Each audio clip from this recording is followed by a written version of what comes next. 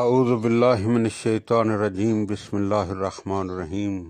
حضرت علی ابن الحسین زین العابدین علیہ الصلوۃ والسلام کے مجموعہ دعا صحیفہ کاملہ کی دعا نمبر 23۔ جب تلف عافیت کرتے اور اس پر شکر ادا کرتے تو امام علیہ السلام کی یہ دعا ہوتی: اے اللہ، رحمت نازل فرما محمد اور ان کی آل پر، اور مجھے اپنی عافیت کا لباس پہنا،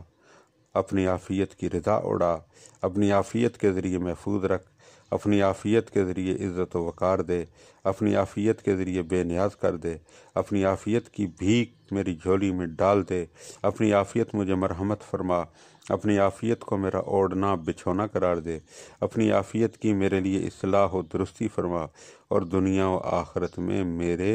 اور اپنی عافیت کے درمیان جدائی نہ ڈال۔ اے میرے معبود، رحمت نازل فرماؤ حضرت محمد صلی اللہ علیہ وآلہ وسلم اور ان کی آل پر،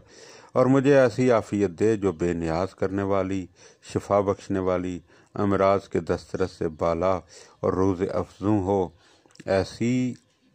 عافیت جو میرے جسم میں دنیا و آخرت کی عافیت کو جنم دے، صحت، امن، جسم و ایمان کی سلامتی، قلبی بصیرت،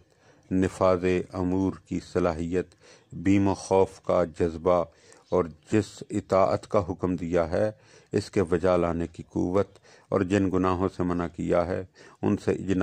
اجتناب کی توفیق بخش کر مجھ پر احسان فرما۔ بار الہٰ، مجھ پر یہ احسان بھی فرما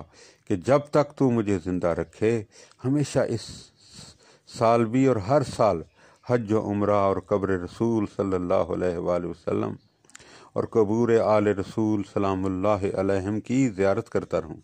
اور ان عبادات کو مقبول و پسندیدہ، قابل التفات اور اپنے ہاں ذخیرہ قرار دے، اور حمد و شکر و ذکر و ثناء جمیل کے نعمتوں سے میری زبان کو گویا رکھ،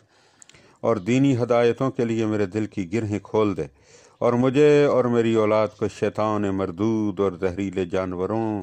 ہلاک کرنے والے حیوانوں اور دوسرے جانوروں کے گزند اور چشم بد سے پناہ دے،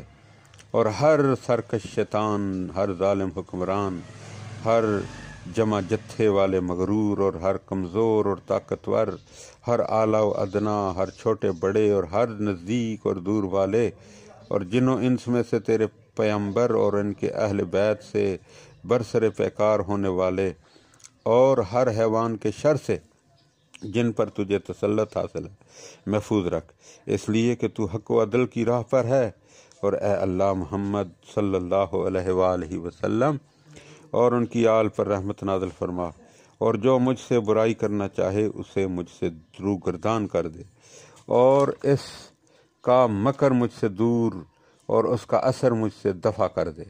اور اس کے مکر و فریب کے تیر اسی کے سینے کی طرف پلٹا دے، اور اس کے سامنے ایک دیوار کھڑی کر دے، یہاں تک کہ اس کی آنکھوں کو مجھے دیکھنے سے نابینا اور اس کے کانوں کو میرا ذکر سننے سے بہرا کر دے، اور اس کے دل پر کفل چڑھا دے تاکہ میرا اسے خیال نہ آئے، اور میرے بارے میں کچھ کہنے سننے سے اس کی زبان گنگ کر دے،